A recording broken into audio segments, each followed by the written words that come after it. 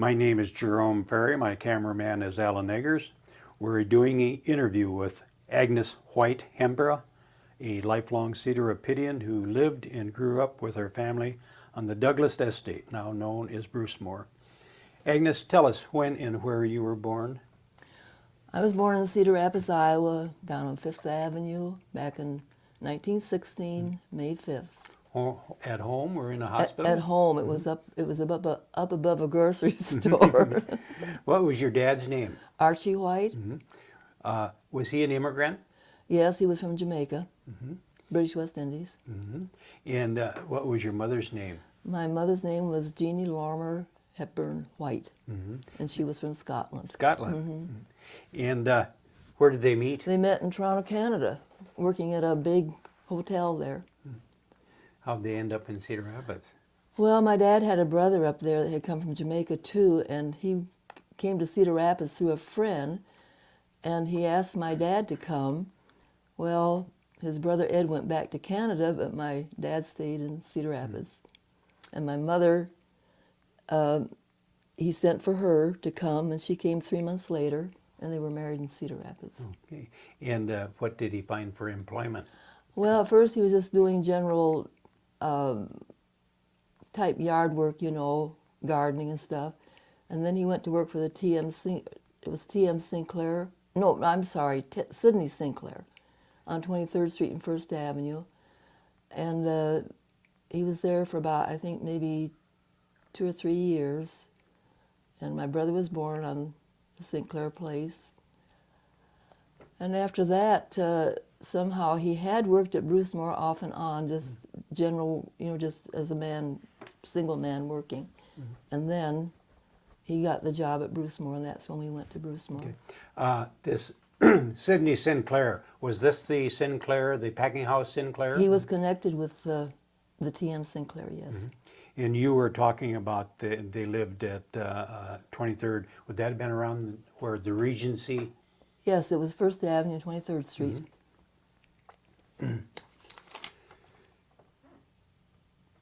And your brother was born at the Sinclairs? Yeah, he was born on the... did they have regular servants' quarters there? No, we had a house there that faced 23rd Street. And we lived in the house, and there was a barn because they did have a horse and stuff. Of course, I think everybody had horses way back then, you know. Yeah. And then when you went to, when your dad went to work for at the Brucemore estate, that was owned by? That was owned by Mrs. Douglas, yeah. And her husband's name was? George And Bruce. That would have been the Douglas Starch Works family? Yes, it was. And his brother Walter was the one that lost his life on the Titanic? Lost his life in the Titanic, yes. Did you know George? Yes, I was pretty young when we first, that was back in probably 1921 or 22 in there when we went up there. And he was only there a couple years when he died. But we did know him because we used to go down and get the newspaper for him on the way down 1st Avenue and bring it back and give it to him. Weren't the Douglases also involved with establishing the Quaker Oats plant? That's what I understand. Mr. Douglas's father, I think, was involved in that. And what was your dad hired to do? He was hired to take complete charge of Brucemore. Tell us a little bit about Brucemore. As you remembered it back then, was it? I imagine it was that neighborhood was a lot wilder than it is now as far as trees and... Well, back along Forest Drive there was, I don't know how many acres were sold off. It used to be almost between 35 and 40 acres there. It was like a farm. We had chickens. There was a chicken house. We had Rhode Island red chickens. We had a cow, and once in a while we'd have a baby cow. A calf. A calf, there you go. And of course we had the 2 horses, Mooney and Mandy, and it was just like a farm. Yeah. Let's stop a little bit there, and we'll show some old photographs. Okay. Is this view, Agnes, is this from First Avenue of the estate here, or from the rear of the... No, that's from the formal garden. Mhm. And is that kind of what it looked like when you were a little girl? Oh yes, that was taken by my mother when we were living there and we were kids. Mm-hmm. And this is a picture of Mrs. Douglas down Yes. here? Mm-hmm. And her first name was again? Irene. Irene? Mhm. This photo is of the chicken house, Yes, some of the farm buildings.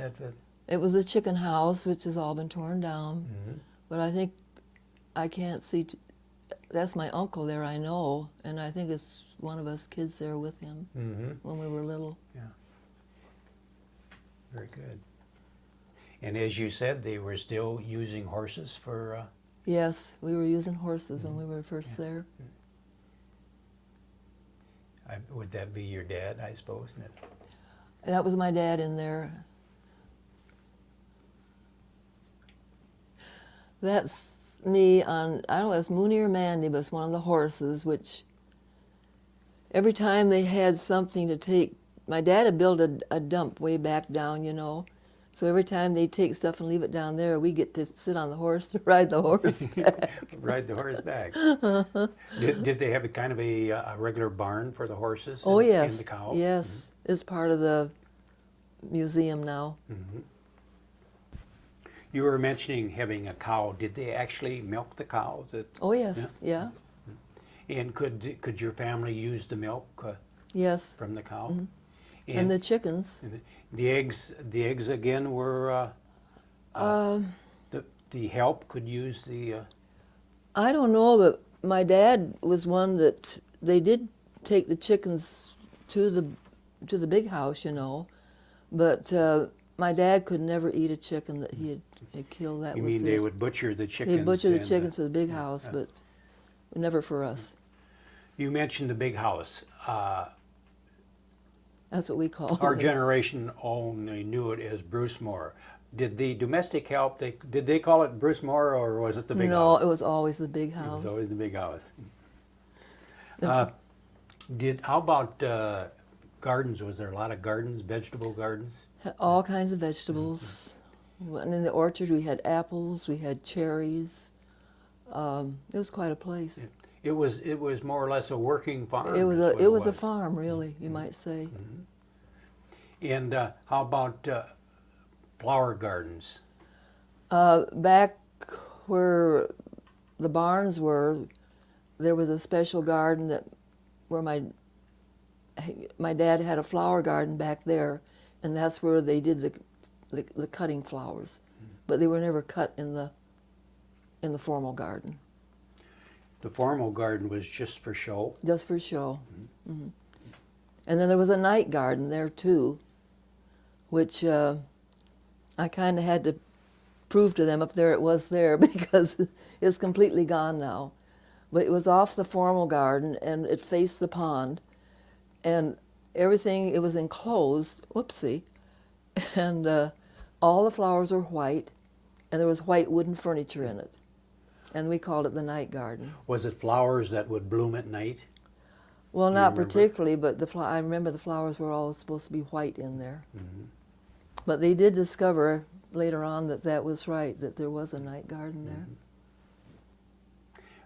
Who is in this picture in the flower garden, Agnes? Well, that's my brother, Edward? Edward, and my mother, Jeannie, and my dad, Archie, and that's me, and that's my Uncle Jim. Mm-hmm. Very good. He's my mother's brother. Mm-hmm.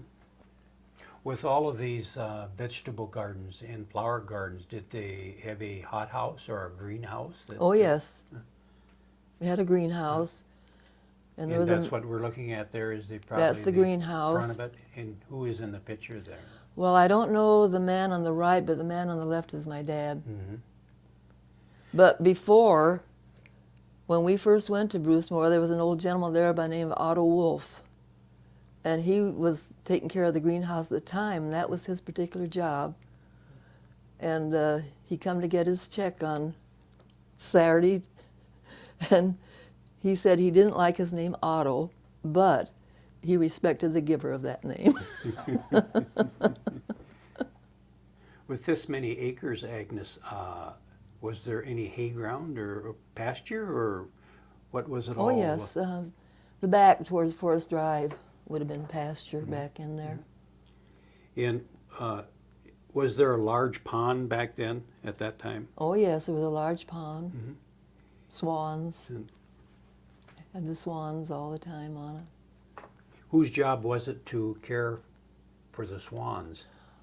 Oh, my dad. It was because of Dad they started having swans there. Because they were having the babies and they kept dying. So he decided to take them off the water, you know, for about maybe 4 or 5 weeks or something, and then put them out.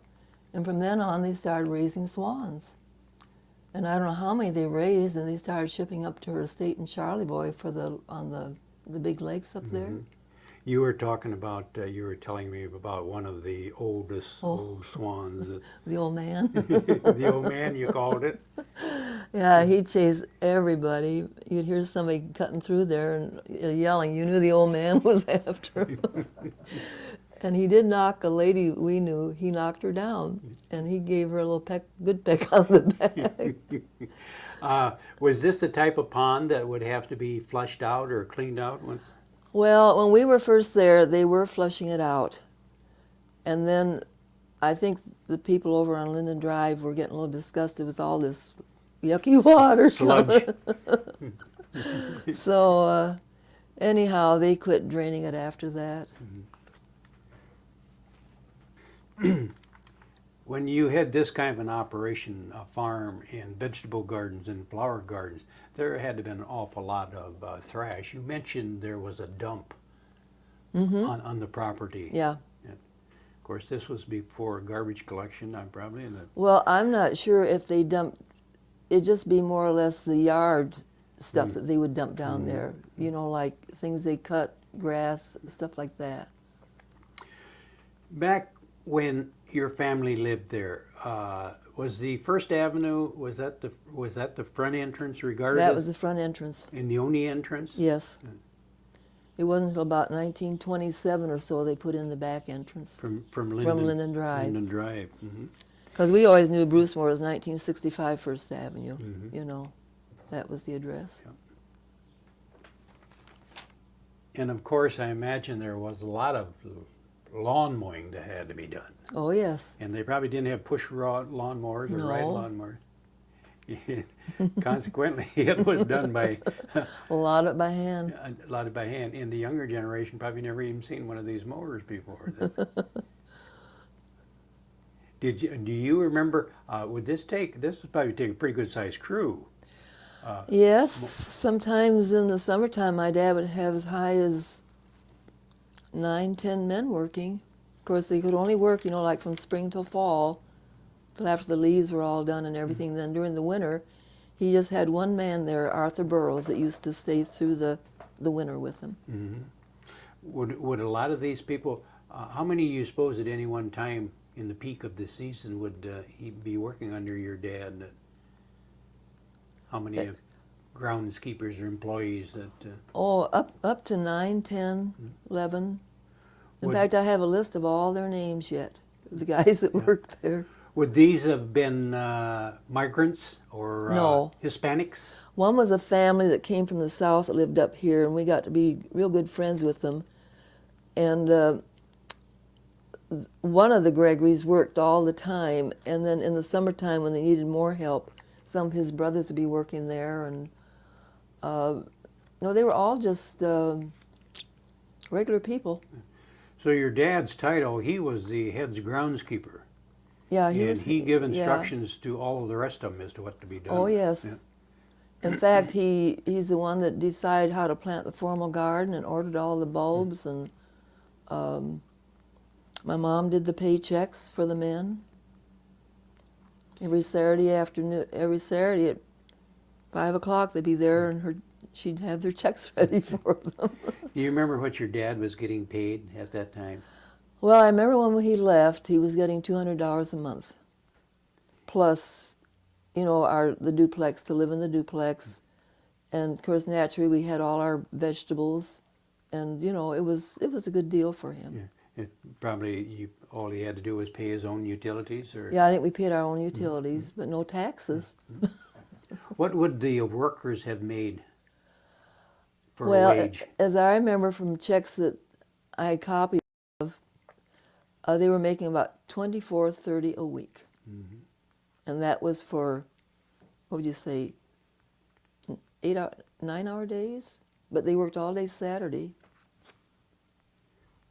Back then, $200 for your dad, that was probably a pretty That good was wage that was back pretty there good in wage, that time. especially when you didn't have house expenses, you know. With all of these people roaming around the estate, was there ever any security at the big house that, No, as far as you know? not that I know of. That was back in the days when things were much Yeah, I think they were gentler. much. Was your mother, was she under the employ of Mrs. Douglas? Well, she did like taking care of the banking, to pay pay checks, or if there was something that my dad had ordered in the way of seeds or flowers or something, that she could write checks. And then if they did have parties and stuff, maybe she would go over and help at the parties, but she actually wasn't employed. With all of these flowers that were raised, did they ever have any flower shows at Oh yes, the mansion? yes. Up Who where the who would come to these flower shows? just everybody who was interested in flowers. Out of state or? Oh yeah, they had out-of-state people. There were big flower shows. They were held up in the court, where the museum is now. Where did your family actually live on the grounds? We lived in the duplex, one of the duplexes. Which is right next to the Well, I call it the visitor squash. center or squash court. I call it the squash. It used to be the squash court, but it's a living quarter now. Did your dad have an automobile at this time? Well, we finally got one when I was probably about 8 years old. We tried to teach my mother how to drive, but she threw up her hands and said, "Take it, take it." Did the Douglases have dogs like the Halls did in later? Oh yes, yeah, yeah. She had one was a chow, that was Pooch, and she had these little. One was called Tinkerbell. I know that, like little Pekingese type dogs. She had those. Were these dogs that she would take with her whenever they went on one of their excursions, or did you have to babysit? That I don't quite remember. I remember taking care of Pooch. I don't remember the little dogs as much. Did the girls, did they have a playhouse on the grounds with all the Yes. timber and the woods and it? Right over in the orchard. It was right in the orchard. Wasn't too far from the big house. Had running water. It was really you could live in it. When you were speaking of this many acres and this much timber, was there trails through the woods? Through the woods. There were trails through there that Mrs. Douglas could go walking if she wanted to. She liked to walk. Yeah. And back, I think you were telling me that her dad even built gazebos. Yeah, he built gazebos so that she wanted to stop and If she got tired. she could stop. Built several through the woods. How many servants would have been in the big house at this time? Oh, actually, there weren't a lot of servants. Alf and Ivy, the Battens, he was the butler, and Ivy helped. And they lived in the house. And Bert Batten, Alf's brother, was her chauffeur. But I think he was there, and they were from England. They were English people. And did they, a cook? And then they had a lady that was a cook. Let's talk a little bit about the Douglas family itself. You said that George passed away in 1923. Somewhere in there, yeah. Did Mrs. Irene, did she have a companion, or I think you were telling me something about a nanny for the girls? Yeah, Danny. Miss I think it was Ella McDaniels. And didn't you tell me that she was a registered nurse also? Yes, uh-huh. And what was the name of the girls? Well, Margaret was the oldest, and Ellen was next, and then Barbara. And Barbara and Ellen were closer in age. Margaret was a little bit older than the other two girls. And you probably knew the two younger ones probably a little bit better Yes. than you did Margaret. Were they friendly, or they looked down on the help? Oh, no. Barbara especially, she was just like an old shoe. She was terrific, yeah.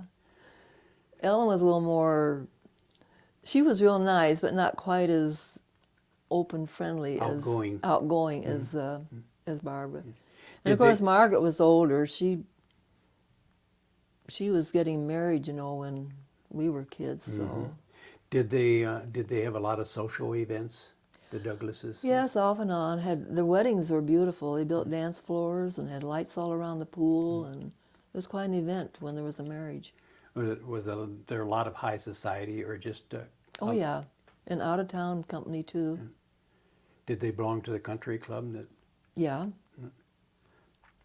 So they weren't the type of people that flaunted their wealth. Oh no. Wealth like some people No. do. Never.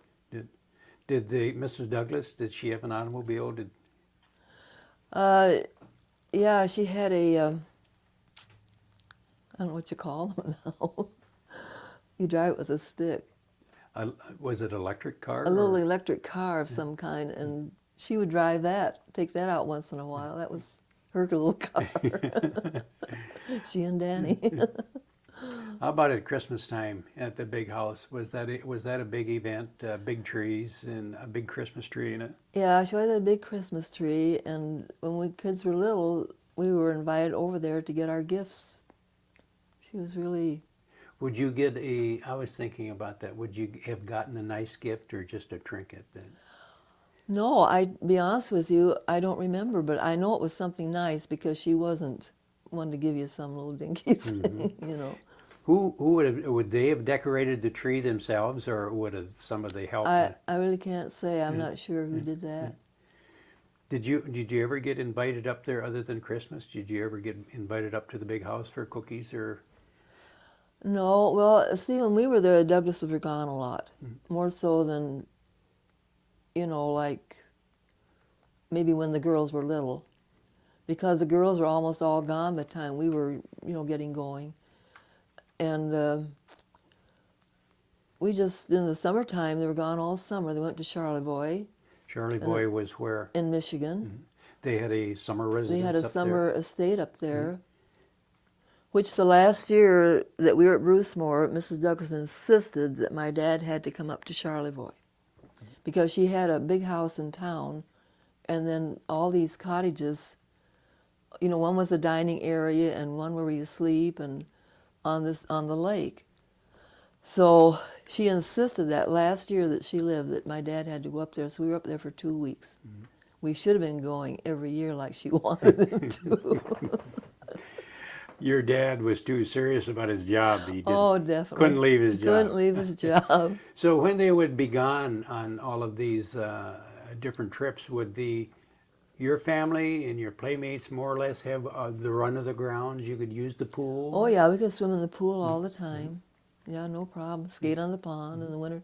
And see, she was gone in the wintertime a lot then. So we were like it was our place. Yeah. Did you ice skate? Oh, yes, I skated the all the pond? time after you got your schoolwork done. This photograph that we're looking at now, Agnes, this is a wading pool. Was that?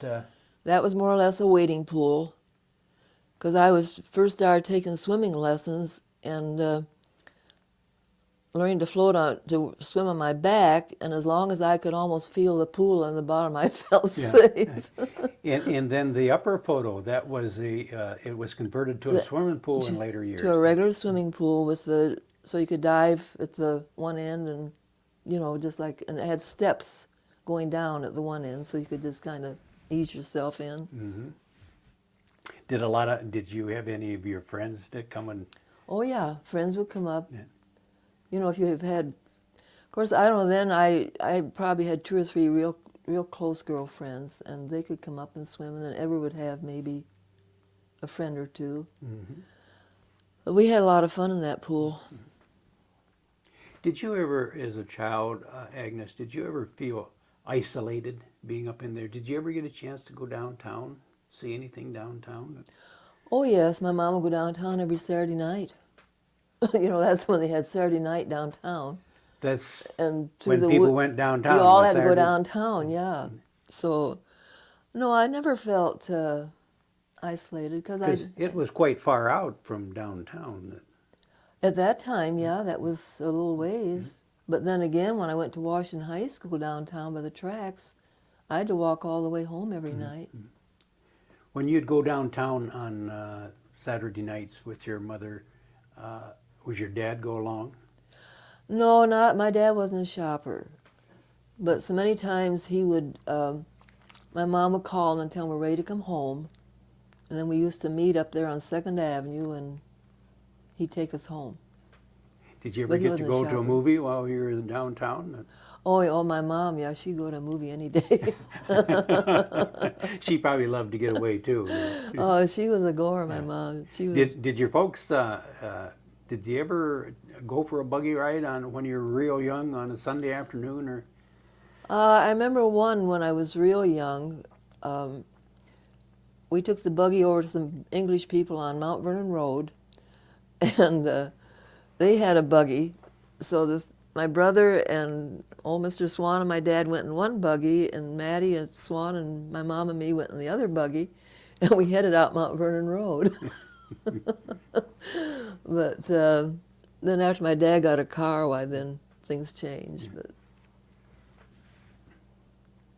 With Mrs. Douglas and the girls being out of town so much, did they have tutors to teach them? they went to school, some schools out of town, but I don't know what they did in Cedar Rapids. You don't remember they going were to Washington or? No, because they were getting older, you know, when we were there as kids. Did they? Did you know if Mrs. Douglas ever taught them how to cook or teach them etiquette and things like that, or? I kind of doubt if she did, because they always had a cook, you know, that I remember. So it wasn't necessary that they learned. Of course, when they were real young, I shouldn't say, because I don't know when they were real young what they did. Yeah. How about when the girls got older? Did any of the, especially Ellen and Barbara, would they have had a sports car to buzz around town in? Barbara did, a Cord. Only one in town, too. Then, of course, I imagine Margaret was the first one to marry, Yeah, and she married Howard Hall. Howard Hall. Yeah.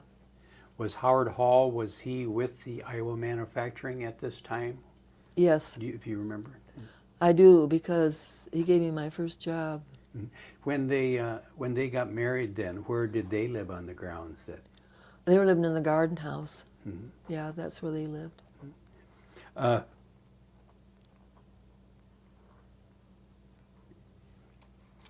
When the Halls moved in, did they retain any of the crew, the help that was working there for Mrs. Douglas, or did they get all No. new? They didn't retain any of them. So They were- your Well, husband, my dad left, and the chauffeur Bert had left, and then I think Ivy and Alf, the butler and his wife, they went to California. They left town. was there gossip among all the help like there normally is in any any place as to what was going on or what was going to happen?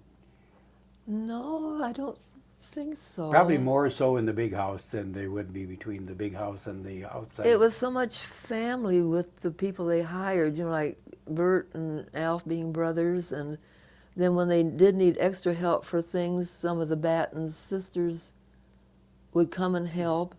It seemed like quite a family deal when they did, you know, with the help. So it wasn't really, there wasn't any need for gossip. It was much like family that It was everybody more, just knew yeah, what was you going knew on. what, yeah, Yeah. that's true. Yeah. Did your family get invited to the Hall wedding when Margaret and Howard Oh, got married? yes. Oh, yeah, you got invited to all the weddings. Yeah, that was one thing. I remember, I think we went to Ellen's wedding, as I remember. But when they did have weddings, the place was really decorated. They built a dance floor out front, you know, and all around the pool there were tables and lanterns hanging. And Would they have musicians come in? And oh, yeah, they'd have music, yeah. Yeah, it was quite a deal. who is in this picture? Is this you and your mother? That's my mom, and that's me. What do you suppose were you working some type of a event or? Well, Mr. Hall was having what they call a gay 90s party, and you had to dress up like you were in the gay 90s. So everybody who even helped at the party had to be dressed up too. Agnes, tell me a little bit about your life. You said you attended Old Warsh. What grade schools did you go to? Well, when I started school, my dad was working for the Sidney Sinclairs, and I went to Arthur School. Mm-hmm. And then from Arthur, I went to Franklin, and then high school was the Old Washington High School. And did you have to walk most of the time, or? We always walked to school, even when I went to Arthur School. I don't know how I did that now. I couldn't do it now. Did you enjoy high school at the Old Warsh? Oh yeah, we had fun because they didn't have cafeterias or nothing, so you got to go downtown and eat, you know. And when you went for gym, you got to go to the YWCA for your gym class. Did the trains bother you going by? No, not particularly. It's something All you just become used to. That. All I know is we had this one biology teacher, Mr. Bonham, and he was pretty strict. And when the boys acted up, he'd just say, 4 o'clock, I'll meet you down on the tracks. He wouldn't dare say that now, though. As you got older, did you get to go to any dances? I've never been into dancing much. How about dates? Did you date? Not a whole lot till I met my husband. Then he was over every night after I met him. Of course, I did meet him, and I did see him in business college. And he wanted to ask me for a date, but every time I had my girlfriend so close, he was scared I'd say no. Was he intimidated when he found out that you lived at Brucemore, or did he know? Oh, definitely. We were up at there was a carnival out at Cedar Park, and I was out there with 3 other girls, and that's when he first decided to take us home. And I was the first one to go, so we go up. I said, "This is where I live." He turns up the drive, and he thought, "I'll probably never be coming back here again." When you, what year did you graduate from Washington? 1934. Remember any of your classmates? Did they go to become prominent citizens in Cedar Rapids? Do you remember any of them? Oh, golly, offhand. I can't think offhand. None of them stick out in your mind. No. What was your ambition, or what would a young girl, would she have an ambition other than getting married when she graduated from high school? Did you want to go on to college or anything? That? Well, I had planned on going to college. I wanted to be a kindergarten teacher, and I took all classes through high school to do that.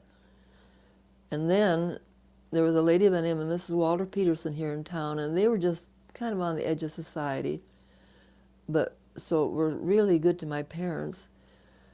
And I stopped to talk to her one day. She had a little gift shop down the Roosevelt Hotel, and she suggested maybe I just go to business college and go on, you know, and make a life. So that's what I did, and I was sure grateful because I really was glad I did. And of course that's where Frank was going to school too. He was a few years older than me, but that's when he was afraid to ask me take me home. Mm-hmm. Where did you get your first job then, or? At the Iowa Man for Man. Howard Hall. Did Howard Hall Did he have any influence in you being hired or Oh, recommend you? definitely. I'm sure. Mhm. I didn't go. I'm sure. He just hired me because, You were yeah. one of the. I felt kind of bad because there was a girl working there, and I don't know whether they let her go or not, but for a while I felt bad about the job. What kind of position did you hold? Well, I graduated from business college, and it was more or less they started me filing, you know, and then gradually they just got me into different things. I got to use my shorthand a lot, which was good because I'd worked for the sales manager, and most of my letters I wrote for the assistant sales manager, that Mr. Gossard, and I was doing his letters all the time. And just various things. Then I learned the switchboard, so I did learn an awful lot over there. Was a Joe Riley there at that time? Oh yes, Joe Riley was the plant manager. Yeah, Was he what type of person was he? Was he? Joe was a nice guy. Right. Yeah, he was a good guy. And I think you had mentioned a Stan Meek. Oh yeah, Mr. Meek. Yeah. Uh-huh. What was his position then? He was purchasing agent. Yeah. I imagine you got to know quite a few of the administrative people. Well, I did because when the other girls were on vacation, then I would always go like Mr. Norberg, who was parts manager. I go down and work for him, and the guy in the where they do all the work for the drafting and all that stuff. I'd work for him, so I really got a good education as far as, you know, learning the business world. Did you and Howard ever have a one-on-one conversation, or was he kind of aloof as far as social or? I would say aloof. Yeah, not very. No conversation. So when did you and Frank get married? Were you working at Iowa Man when you got married? Oh yeah, I was working at Iowa Man. Yeah. We just. You were telling me Yeah. it was a secret. Yeah, he Come on, tell me the story. he got a job finally. He hadn't been working, see, so he got a job with when the Cedar Rapids City Lines first came into town. So since he had a job, he thought we could get married. Well, neither one of us had any money to speak of, so he goes down to Muscatine and gets the license. And when he came back, I said, "Well, I guess I got to get married now." So the day after Christmas, I had one of my closest girlfriends and her husband. They went with us, and we went down to Muscatine, and we just went into this church. I think it was a Baptist church, and this preacher married us. And I think we went on down to Davenport then and came home. And then about 3 weeks later, I get this telephone call from a girlfriend of mine. See, my folks were living up at the Clark Estate then, next to Beaver Park at the time. And Dorothy says, "You better get your story straight." I said, "What?" So I thought, oh my golly. So Frank was down at the bus company working on it. I had to work on Sunday mornings, so I asked my dad for the car. And I went down real quick and told him, I said, "Dorothy knows we got married, the license in the Des Moines paper." He said, "That's okay, we'll just go tell him." So then the word was out. But after I was married, it was real nice. Irene did, Mrs. Prine, that's Mr. Hall, said she had a real nice shower for me with all the girls from work and everything. Irene was a nice lady. I want to stop you there for a minute. Was they were married at this time, Bio and Oh, Irene? yes. Were they living on the grounds too at this They time? were living in the garden house. Mhm. That's where they were living. Mhm. That's where she had the shower for me. Yeah, with the girls from work and everything. This bus company that your husband was working for, would that have been over the road like Trailways, or would that have been the city lines? That's when they first started City Lines, the bus company in Cedar Rapids. Where was the office?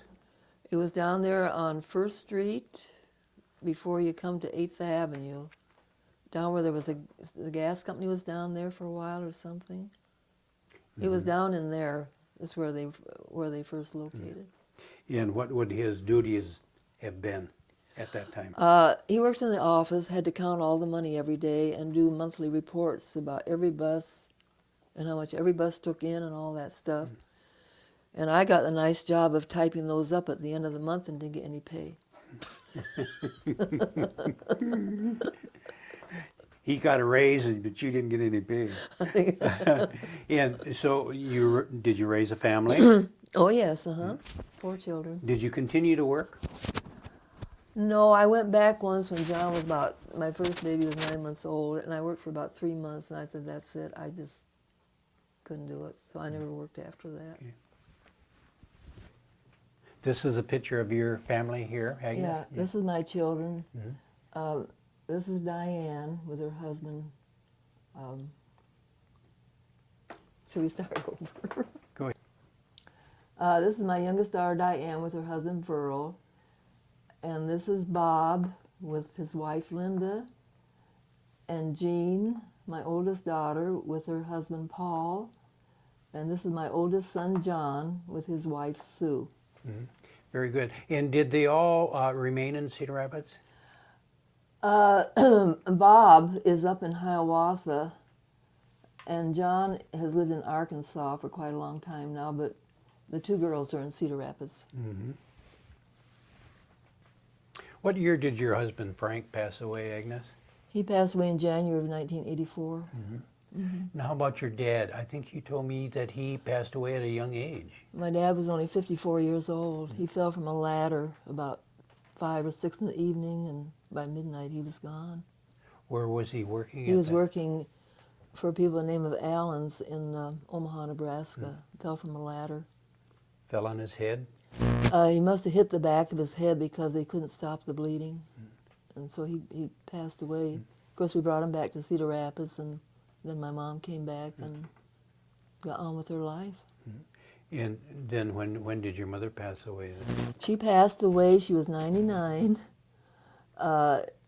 in November of 1993.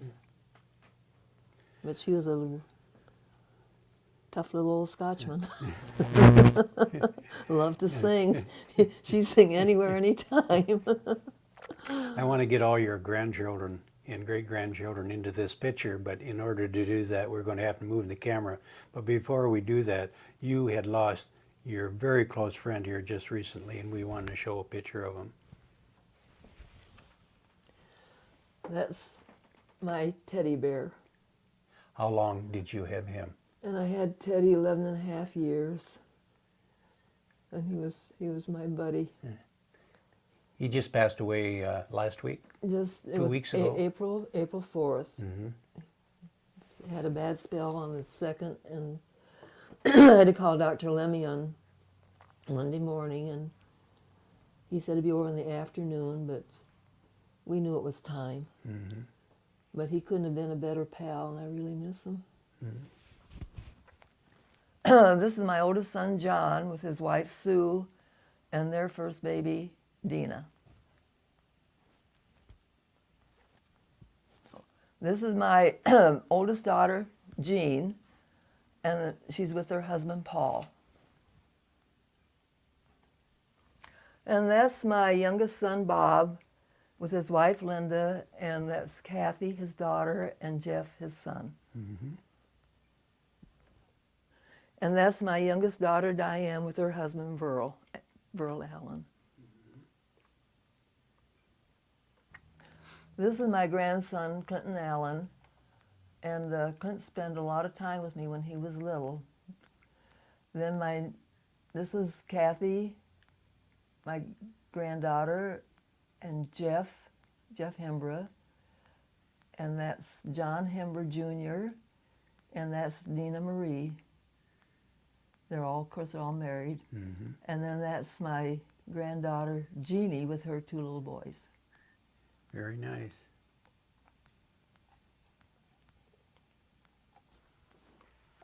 These are my great-grandchildren that live in Cedar Rapids here.